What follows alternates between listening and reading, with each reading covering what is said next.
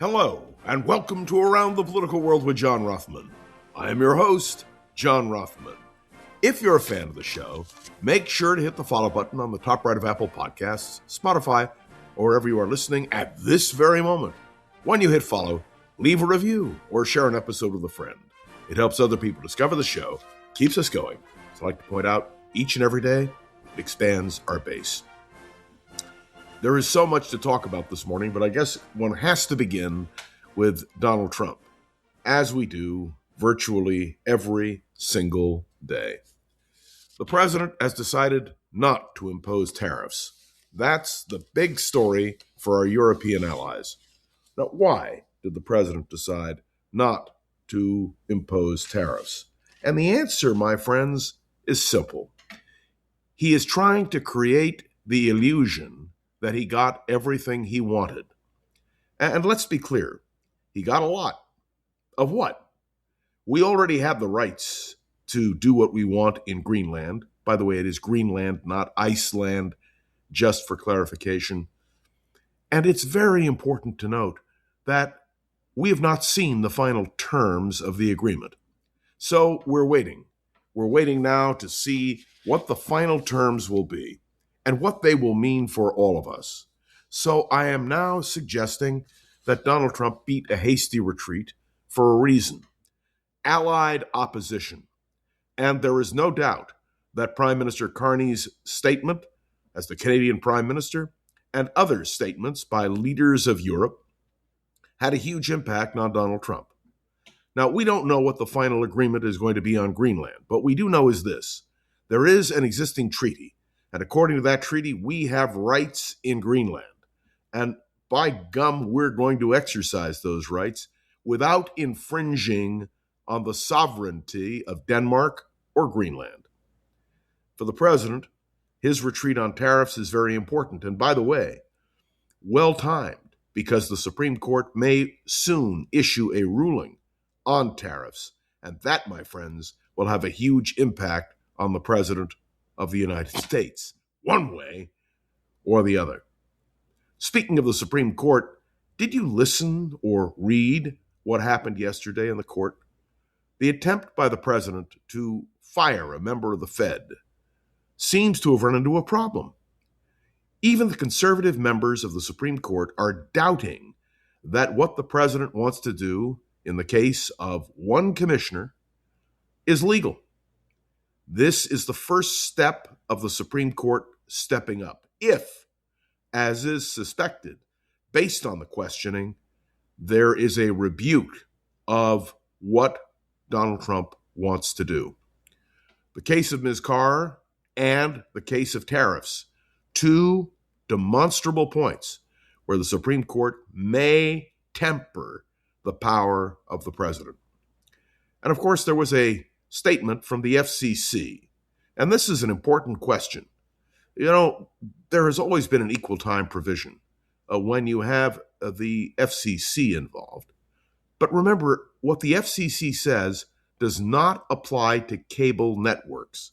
Cable networks pretty much have a free rein, which means that the pro-Trump voices like Sean Hannity and Mark Levin and Laura Ingraham will, as long as they are on cable, radio, or television, will be able to support the president without hesitation. But not true when it comes to the airwaves that are not part of cable.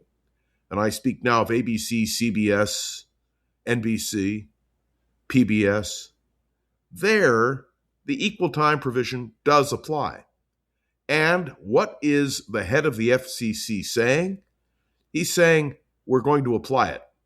In other words, a threat has been leveled, particularly at late night talk show hosts, to conform to equal time. You criticize Trump, you have to have somebody to counter it. Now, I have to tell you, as someone who was on the radio for 3 decades, I appreciated the FCC. It meant that while I was using ABC, which was the network for which I worked, I always was conscious of equal time. I thought it was a great idea. Now, I expressed my opinions. Nobody told me I couldn't. But you will recall, those of you who are regular listeners, that if I had one side of an issue, I always had the other side of an issue. The equal time provision, to me, was absolutely critical and important. But let me tell you, when it is not applied equally, we've got a problem. And that is precisely what the F.C.C. is trying to do now. I want to say a word, if I can, about what happened in Minnesota. The Justice Department, as we spoke briefly yesterday about this, has been weaponized. And that is to say that the governor, the mayors, both of Minneapolis and St. Paul, are now being investigated. Now, what are they being investigated for? They're being investigated for campaign finance violations. And it's fascinating to me that that would be the issue upon which so much of their future rests. It's like going after someone because of their mortgage. Where do they really live? These are excuses to get people. And that has to do with a political enemies list. And make no mistake, Donald Trump has an enemies list. And the difference between Donald Trump and other presidents is he is unleashing the Department of Justice. Now, I can remember when the IRS was used by some to go after particular individuals who an administration didn't like. Check their tax records. See if you can nail them on that. We saw that, didn't we? But I am reminded now that what you have is a general overall approach by the President of the United States in which he is saying, go after my political enemies. And of course, Pam Bondi, the Attorney General of the United States, views herself not as the Attorney General of the United States, but as Donald Trump's personal attorney. And that means that when she is given marching orders to go after the governor or the mayors, she does it. I have to tell you, this bothers me because it is, and I want to be very clear about this, the weaponization of the Department of Justice. Do you remember after Watergate that there was a real effort to separate politics from the Justice Department? Well, that is clearly not the case now. Today, the Justice Department is expected to stand up, be clear, and be pro-Trump. Let me be clear. If this were a Democrat in the White House doing the same thing, I would be just as upset. I think it is just absolutely wrong for the Justice Department to be used for partisan political purposes, just as I believed it was wrong for the IRS to be used for partisan political purposes. There is a clear line that has been crossed by the Trump administration, and that needs to be dealt with. I want to speak about something else that really concerns me. The Board of Peace, which Donald Trump is going to chair, and which, by the way, he will chair after he leaves the presidency. And the idea of who serves on this Board of Peace and who leads it. The idea that we have a Board of Peace, and the fact is that if you want to get on the Board of Peace, all you have to do is have $1 billion. That's right, $1 billion. Now, the idea behind this Board of Peace initially was to rebuild Gaza. I have yet to see a real outline of what rebuilding Gaza means. Who's it being rebuilt for? Are the residents being told, come back? Are they being placed somewhere else? Will Gaza be developed as a vacation resort? Or will it be developed as a living, vibrant, vital community? And will the settlements that were established in Gaza by Israel, be allowed to return? Remember, they were withdrawn when Gaza was turned over to the Palestinian Authority, and ultimately, when the Palestinian Authority was overthrown, to Hamas. These questions are real. But evidently, the Board of Peace is going to have a wider range. One of the things that Donald Trump is doing before he leaves Switzerland is to meet with Volodymyr Zelensky, The idea is to work out an agreement on Ukraine. I want to remind everybody that Donald Trump has said the reason there is a war in Ukraine is because of Ukraine. He blamed Ukraine, not Russia. And yet we all saw with our own eyes the simple reality. It is Russia that is the aggressor. It is Russia which continues its unrelenting war against the people and government of Ukraine. I don't know whether a negotiated term that would work to restore peace can in fact be developed. Remember, not only must the fighting stop, Russia has to withdraw from certain areas which it occupied, including its initial invasion of Crimea. Oh, wait, did I just make a statement which some of you might say Donald Trump wouldn't agree with? Remember, the war began because of Russia invading Ukraine, not the other way around. And here we are in the middle of a harsh Russian-Ukrainian winter. And what is Russia targeting? The energy sources to eliminate heat. And that, to me, is a real concern, as is the fact that the largest nuclear reactor in Europe is in Ukraine.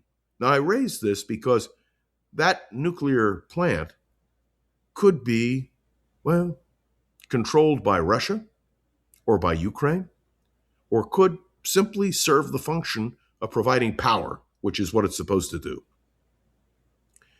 The Ukraine war is a dividing line, and it goes to the heart of NATO, which the President of the United States has been attacking relentlessly.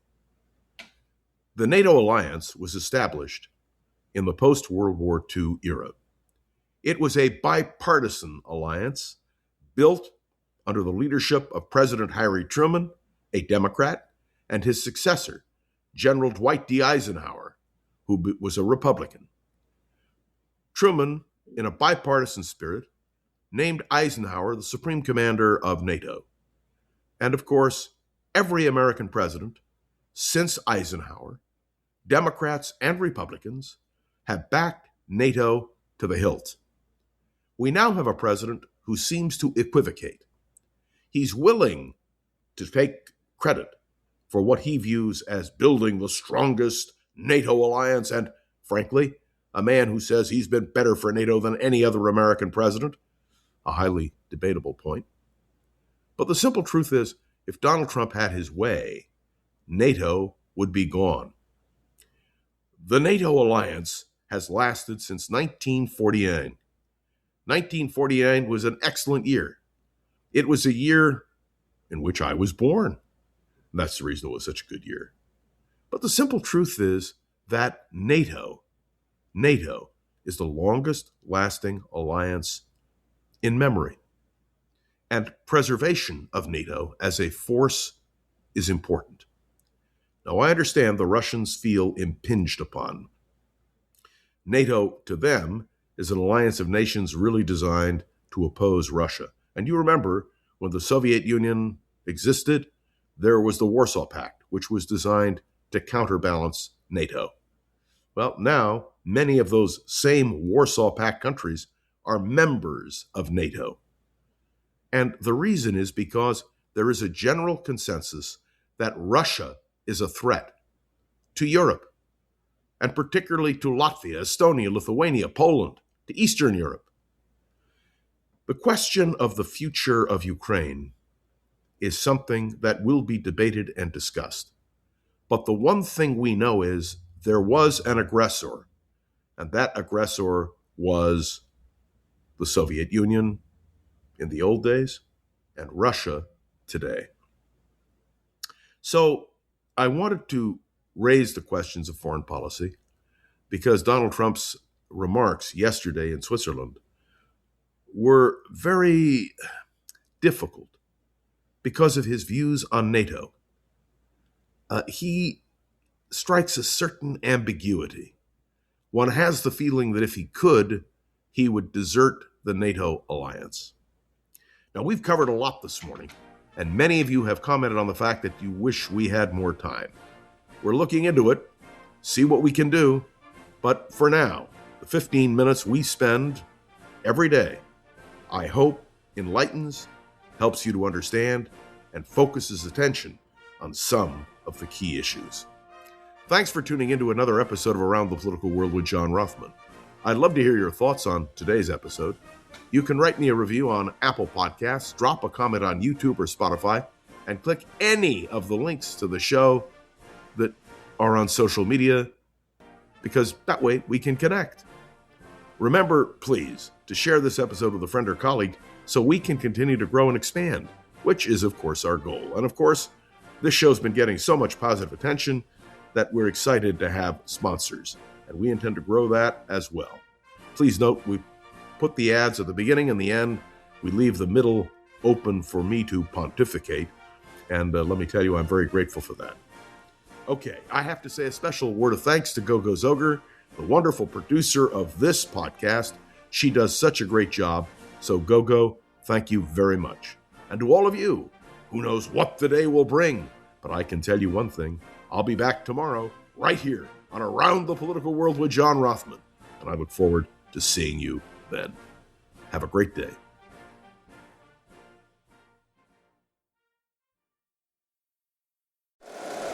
If you like the show, please take a moment to rate, review, and subscribe. It really does help the show to grow.